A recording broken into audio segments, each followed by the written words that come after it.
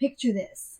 You're in a session and your client looks at you and says, I don't know why I keep sabotaging myself. Every time I get close to success, I pull away. It's like something from my childhood is still running the show. Your heart opens. You want to help. But here's the question that matters. What do you do next? This is the moment that separates professional coaching from good intentions. That client just handed you something profound. And everything you do next will define whether you're serving them well or crossing into territory you're not equipped for. And let me tell you, after training hundreds of coaches, this is where I see people stumble. Not because they don't care, but because they care too much.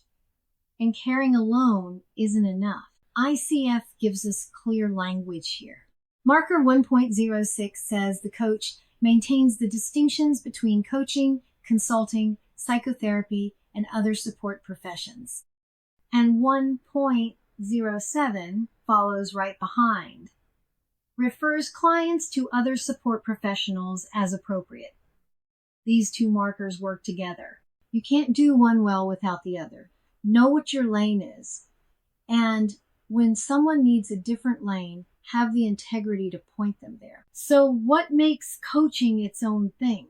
We work from where the client is now toward where they want to be. We don't spend sessions digging into what happened 20 years ago unless that directly serves the forward movement. And here's what really sets us apart. We hold our clients as whole and capable. They're not broken. They don't need us to fix them. We're not here to diagnose what's wrong.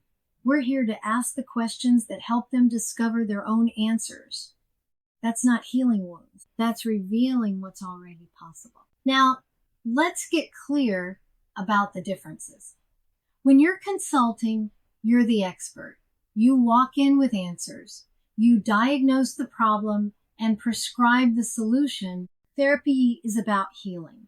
It's past-focused work that addresses trauma, processes painful experiences, and may involve clinical diagnosis. That requires training we don't have. Mentoring means you're sharing your own journey. You've walked the path and you're offering advice from your experience. None of these is better or worse than coaching. They're just different. And here's what matters. The right help delivered at the wrong time still doesn't help. Here's something I say often. When you're coaching, you're coaching. When you're doing another discipline, you're doing another discipline. And many professional coaches do work across multiple realms. That's fine. But you have to be really clear about what distinction you're working in. And you also have to be clear with your clients about what distinction you're working in. Don't let the lines blur without anyone noticing. Your client deserves to know what they're getting from you in any given moment. That clarity is how trust stays intact. So how do you know when it's time to step back and point someone elsewhere? When the conversation keeps returning to old wounds that need healing, not just understanding. When you find yourself wondering if there's something clinical going on, when you realize your client would genuinely benefit more from specialized advice than from the self-discovery process. And honestly, sometimes it's simpler than that. Sometimes you just know you're out of your depth. When that voice shows up, don't push past it. Honor it. Here's where coaches struggle emotionally. Suggesting that your client work with a therapist or a consultant can feel like rejection, like you weren't good enough, like you failed them somehow. I want to reframe that for you. When you recognize that someone needs something you can't provide and you have the honesty to say so, that's one of the most caring things you can do.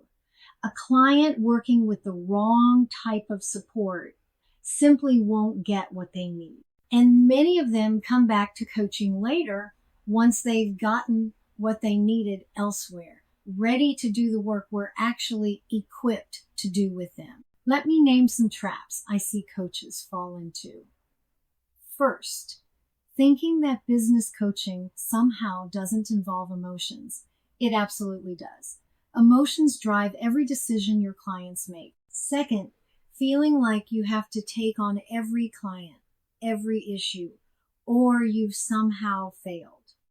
Third, blurring the lines because you genuinely want to help and helping feels good. And fourth, knowing deep down that the client needs something else, but continuing anyway because it's uncomfortable to have that conversation.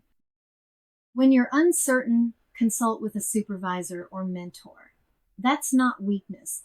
That's professional strength. Here's what I want you to take from this. Your integrity as a coach rests on knowing your lane and staying in it. When someone needs more than coaching can offer, you point them there with care and confidence. And this foundation of clear boundaries, it's what makes everything else possible. You now have the ethical ground to stand on.